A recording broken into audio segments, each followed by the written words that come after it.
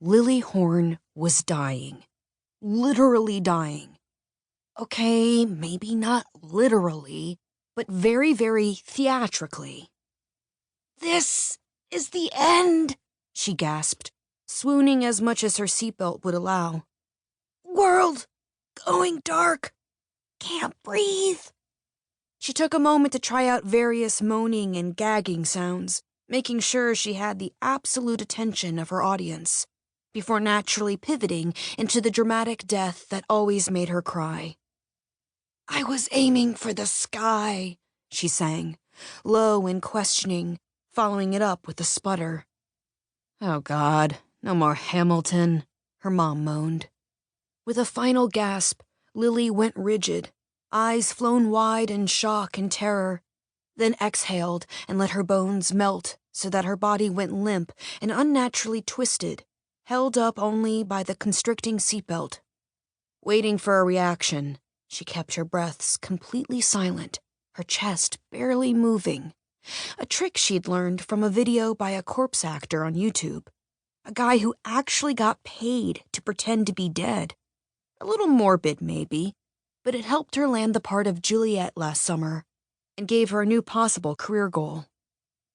"You're fine," her dad said, pretending to be cheerful despite the fact that he was talking with his teeth clenched together.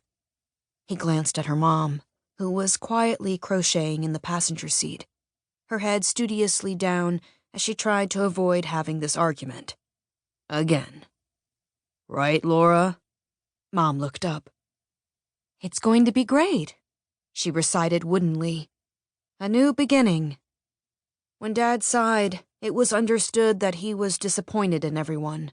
In Lily for being Lily, and in her mom for putting her in that first preschool production of Peter Pan and awakening her overly dramatic nature. Would they respond this way, Lily wondered, if she were actually dying? Having a panic attack? Or a heart attack? If she just curled up and expired in the back seat without any of her telltale theatrics? If so, they'd be sorry they hadn't paid more attention.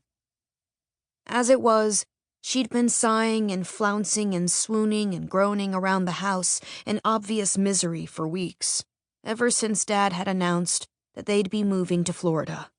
Lily didn't want to move to Florida because it was an awful place, and her new school probably wouldn't have a drama club or even a stage. Her internet searches had revealed that there wasn't a local theater in their new town. She had loved everything about Boulder, Colorado, from the audaciously wide skies and tall mountains to the startlingly sudden snowstorms and the fields full of popcorning prairie dogs. She'd especially loved their local playhouse, which was an actual Quonset hut, according to the many informational placards she had read in the hallways over the years while in line to audition. She'd never wanted to leave. Until she departed for New York or Hollywood. Now the deeper south they drove, leaving her entire world behind, the worse she felt.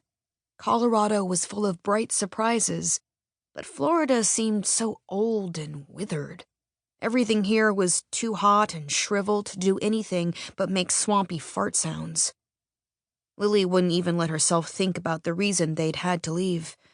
Her dad kept insisting Florida was a chance to start over. So when she saw the blue Florida sign with the oranges on it, she closed her eyes and lifted her feet to jump into her new life. She felt it, the exact moment they crossed that invisible border.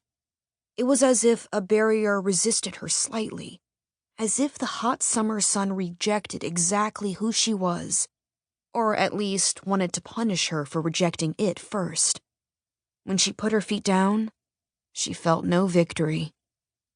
The miles rolled by, and the car inched along the cracked, lonely highway, deeper and deeper into central Florida, an adventurer crawling toward death in a desert while vultures circled overhead. Unlike the rush of stage jitters, this panic sat in her belly, heavy as a lump of cafeteria pizza that should have been good but was actually terrible.